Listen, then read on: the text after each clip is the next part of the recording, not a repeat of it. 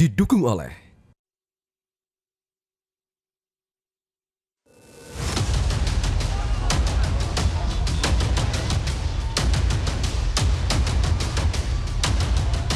yang jelas kita ingin membangun Indonesia dengan lebih cepat, ya, dan kita ingin apa yang sudah dilakukan oleh pemerintahan hari ini, baik kita teruskan.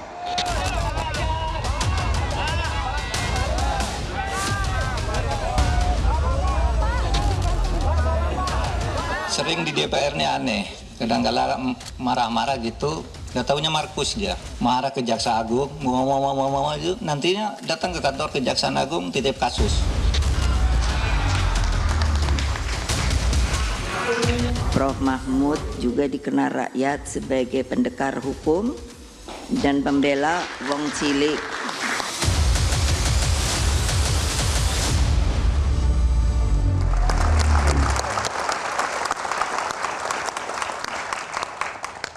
Baik, pemirsa, kembali lagi di Kick Kontroversi. Tadi terjeda ketika Bang Andi memberikan pertanyaan soal potensi pemilih yang akan bermigrasi ya. Bagaimana jawabannya Mas Ganjar? Kalau 2 putaran. Kalau 2 putaran. Ya, tentu komunikasi politik dilakukan. Tentu tim pemenangan juga sudah menyiapkan strategi itu. Memangnya kita tidak komunikasi dengan mereka. Kita komunikasi. Memangnya kita tidak tahu perasaan partai-partai yang sedang bergabung itu. Kita tahu perasaannya. Gimana perasaannya Mas? Kenapa? Gimana perasaannya? Ya ada yang tertekan, ada yang ikhlas ya, ada yang pengen pindah tapi nggak enak gitu kan. Kan sudah ada Mbak, kan praktek-prakteknya sudah ada kan. Maka dari partai-partai kami terima kasih, solid begitu kan. Maka ada yang pernah ke sana, kok nggak cocok ya pindah ke sini. Ada yang sudah ke sini kemudian pindah ke sana, itu dinamika yang biasa saja. Maka kita menghadapi satu proses, satu putaran. Itu tentu achievement motivation yang kita coba akan dorong. Tapi seandainya tidak, kita akan masuk kepada putaran kedua. Tentu ada strategi yang disiapkan oleh seluruh tim untuk melakukan itu. Jadi kalau bendera start sudah dikibarkan, pantang mundur kita untuk bisa menang. Satu hal yang selalu menjadi pertanyaan dari waktu ke waktu kalau pergantian rezim, yaitu politik balas budi. Pendukung-pendukung, saya nggak menuduh Anda ya yang nonton. Pasangan Ganjar dan Mahfud nanti kalau menang itu akan mendapat ganjaran. Paling tidak direksi BUMN, komisaris BUMN, atau mungkin jabatan menteri. Ingat Pak Jokowi dulu mengatakan berkali-kali tidak ada itu politik balas budi. Hari ini kita bisa lihat siapa yang duduk di komisaris BUMN, siapa yang jadi menteri, siapa yang jadi direksi. Dan semua orang khawatir itu akan terjadi pada pasangan Ganjar dan Mahfud.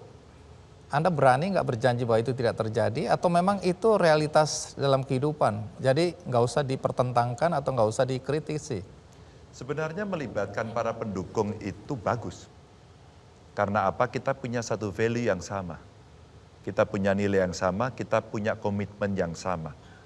Justru dari belajar dari pengalaman yang sudah, maka silahkan Anda duduk sebagai menteri karena memang Anda kompeten. Silahkan Anda duduk sebagai direksi atau komisaris karena memang Anda punya tugas dan kompetensi di situ. Maka kompetensi basis inilah yang mesti kita jadikan. Bukan kemudian menghadirkan atau meletakkan orang yang inkompeten yang ada di situ. Dan itulah suasana yang, mohon maaf, mungkin 1-2 orang sekarang melihat, loh kok dia ada di situ ya? Padahal kayaknya dia nggak bisa deh. Maka inilah kita butuh KPI dari mereka yang harus duduk dalam jabatan publik ini. KPI kabinet mungkin, KPI para direksi mungkin, sehingga publik akan bisa melakukan kontrol bahwa ya dia bekerja dengan baik. Sehingga nanti tidak toleh kiri, toleh kanan, dan kemudian dia mengerjakan apa yang dimaui untuk dirinya sendiri. Bukan maunya rakyat. Karena pasti dia merasa tuannya bukan rakyat dia. Jawaban ini menunjukkan bahwa tidak akan ada yang berubah. Anda akan memberi fasilitas pada pendukung Anda. Karena jawaban seperti ini sangat klise, ya, karena berkaitan dengan profesionalisme banyak sekali yang dikarang-karang untuk bisa mendudukan orang pada tempat yang diinginkan sebagai balas budi. Saya bukan utopis, tapi saya pernah melakukan dan kami pernah mengerjakan itu. Kalau basisnya kompetensi, maka pendukung saya, para profesional yang hebat-hebat itu tidak bisa dinafikan. Sekarang, pada saat kami Ganjar Mahfud dideklarasikan, Pak Mahfud tadi bilang banyak yang tidur, sekarang mereka bangun. Mereka profesional, punya kompetensi bagus dan mau bergabung. Kami mendapatkan sumber daya yang bagus. Dan itu bukan klise, Bung. Bagaimana kita melakukan rekrutmen dan seleksi dengan benar. Bahwa mungkin ada potensi salah satu atau dua, pasti akan terjadi. Tunggu dulu, kalau saya lihat wajahnya Pak Mahfud mungkin nggak sependapat dengan Anda. Sependapat karena ada di dalam surat perjanjian kami atau kontrak politik kami itu ada kata second kabinet. Kalau second itu tidak bisa sembarangan. Dari teman sendiri, kelompok pendukung udah pastilah harus diutamakan daripada lawan kan. Misalnya kalau iya kan, ini gini.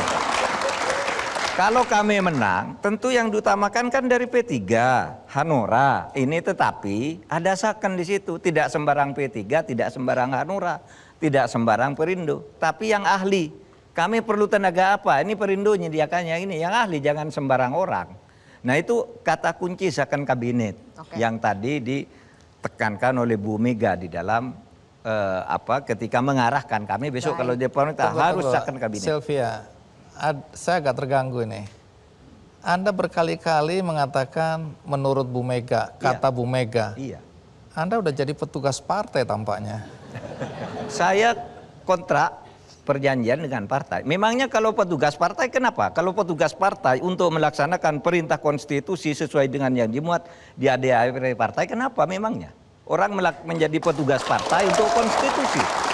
Iya kan? Partai itu kan isinya untuk melaksanakan konstitusi, untuk melaksanakan ideologi. Kalau partai menugaskan seseorang, kamu laksanakan nih tugas partai untuk konstitusi, Undang-Undang Dasar 45 dan Pancasila. Memangnya kenapa? Baik, silakan minum dulu, Anda emosional.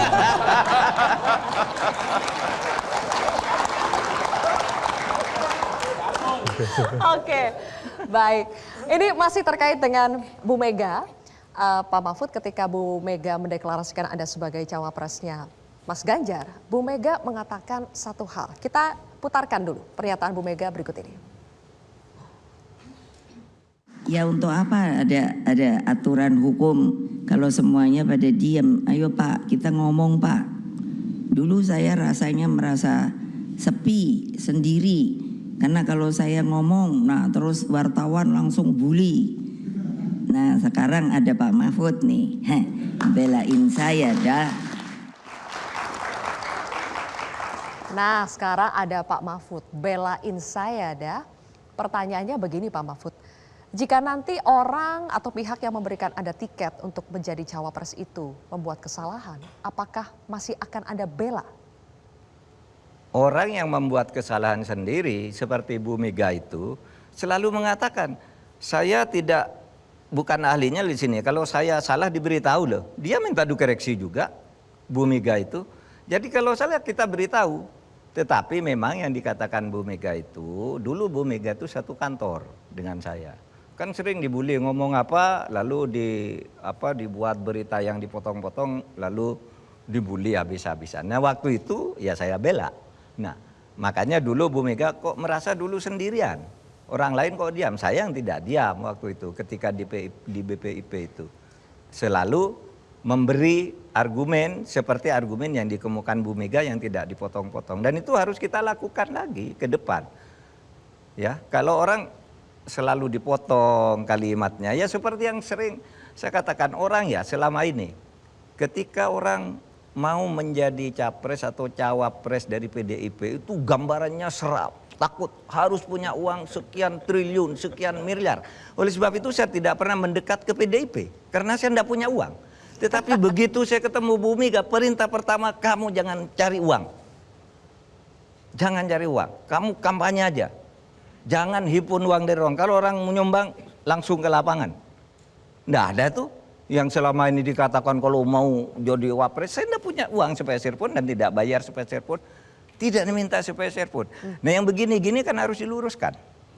Opini yang dibangun secara sesat seperti itu kan harus diluruskan. Gitu kan?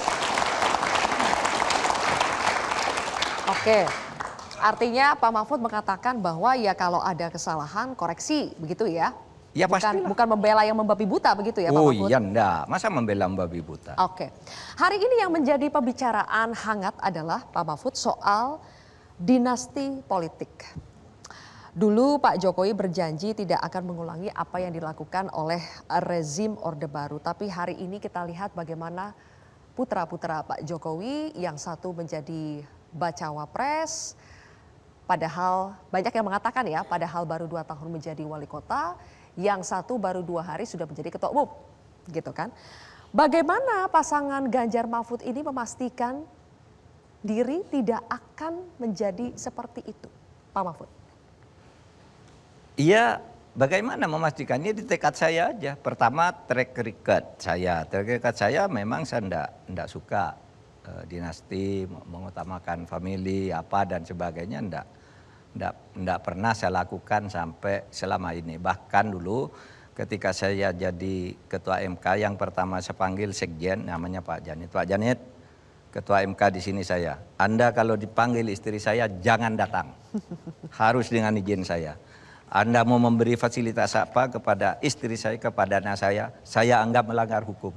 Tapi tetap saja orang harus diberi peluang karena apa? Setiap orang kan punya peluang untuk maju. Apakah itu anak saudara, silakan asal maju sendiri aja, tidak memanfaatkan kedudukan kita sebagai pejabat.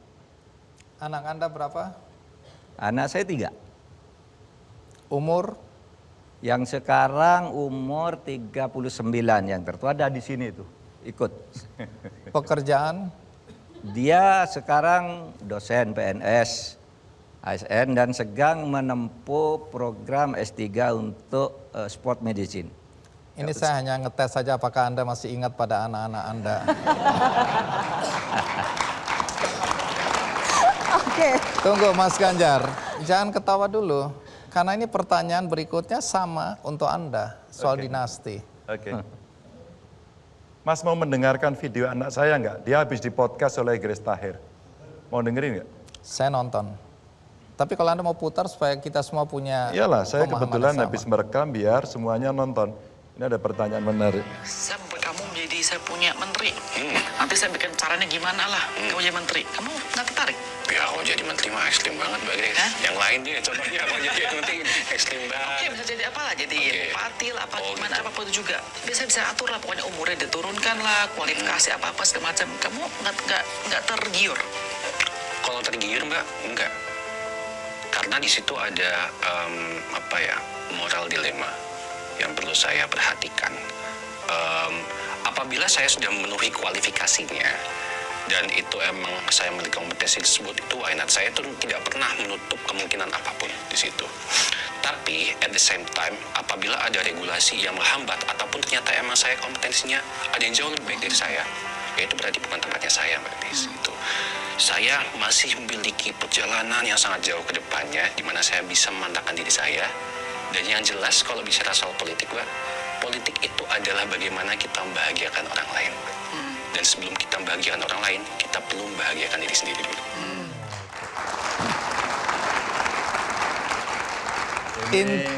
Intinya apa? Tanggung jawab dari seorang penanya yang kira-kira kalau ditanyakan kita mau kolusi apa enggak, yang jawab enggak usah bapaknya, biar anaknya saja. Bahwa anaknya sadar kalau tidak kompetensinya tidak nggak mau ikut. Tapi biarkan kalau saya mendapatkan hak, saya akan melakukan proses sendiri untuk berjalan ke sana. Pak Ganjar, baru semalam saya sampaikan ke istri saya, ini istri saya ada di antara penonton.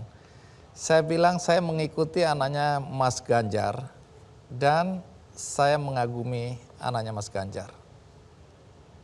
Ini jujur saya katakan. Tapi sekarang saya mau cantolkan kepada konteks. Ketika Gibran baru beberapa bulan, 5 bulan yang lalu, dia mengatakan saya ini masih terlalu muda. saya lebih baik fokus pada pekerjaan saya yang sekarang. Tahu-tahu kita dikagetkan, dia sudah langsung jadi bacawa pres. Artinya semua bisa berubah ketika orang tua meminta. Dugaan kuat, saya tidak tahu, dugaan kuat ini perintah bapaknya. Artinya anak boleh punya pandangan, punya prinsip, tapi ketika orang tua meminta, dia akan melihat bahwa ini orang tua yang meminta. Artinya apa yang Anda sampaikan barusan tadi, serahkan pada anak, ketika Anda yang menginginkan bisa berubah. Saya yang harus menahan diri untuk tidak menginginkan. Karena kuasa itu sangatlah menggoda. Maka kita harus punya self control pada soal itu. Maka kami mengajukan pernyataan-pernyataan kepada publik bagaimana kita seharusnya menyiapkan seorang kader. Apakah itu anak, apakah itu teman, apakah itu orang lain. Siapkanlah semuanya dengan baik agar kompetensi basis itu bisa dilakukan. Makanya saya sampaikan dan ternyata diamini oleh anak saya bahwa, "Nak, hari ini kamu tidak saya minta untuk menjadi A, B, C, D. Tugasmu adalah belajar untuk kamu tahu, sehingga kamu bisa menentukan nasibmu sendiri dan kamu punya moral untuk melakukan itu." Oke. Mas Ganjar, apakah itu artinya Anda ingin mengatakan sekarang, apa yang terjadi sekarang dengan Presiden Jokowi merestui Gibran menjadi bacawa pres melalui proses yang dirasa begitu cepat, itu adalah hal yang salah? Boleh dijawab nanti, kita jeda lagi pemirsa, Ki Kontroversi kembali sesaat lagi.